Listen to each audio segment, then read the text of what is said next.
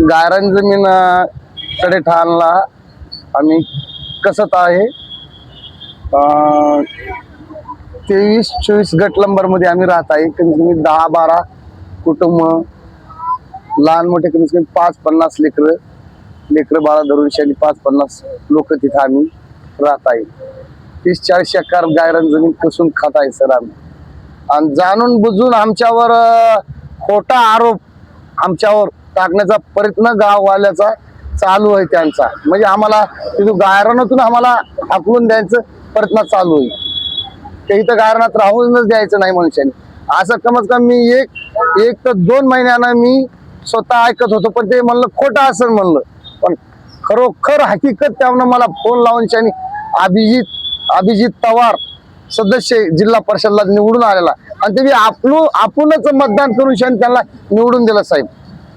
कारण का आपण बी शिवसेनामध्येच आपण मतदान करत होतो, पण तेव्हा जाणून बुजून आम्हाला तिथून काढून द्यायची प्रयत्न चालू आहे त्यांची अजून पण.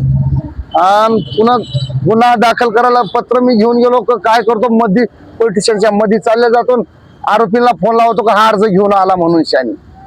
आरोपीला त्याला फोन लावतो का हा अर्ज घेऊन आला म्हणून शानी. मग गावातून लोक ते बोलून घेतो पोलीस स्टेशनला, म्हणजे आपसात मध्ये मिटून घ्या म्हणून. ते साहेब पंडित ते साहेब.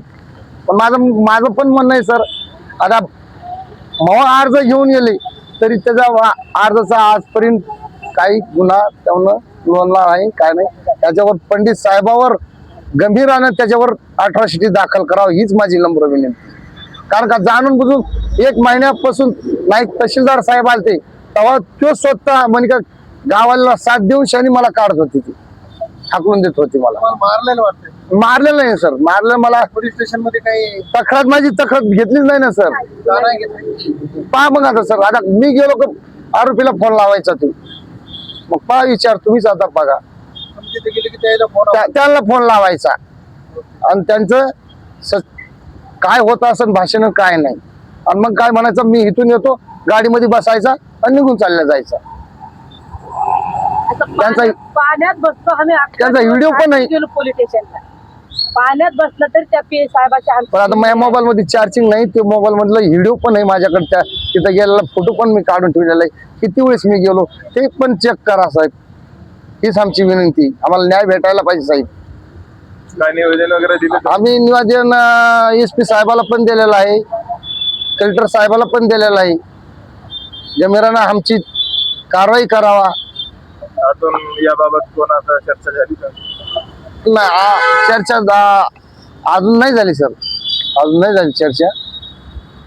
उपोषणचा पहिला दिवस आहे का? पहिला दिवस आहे सर, पहिला दिवस. मागण्या नाही झाल्या तर नंतर काय?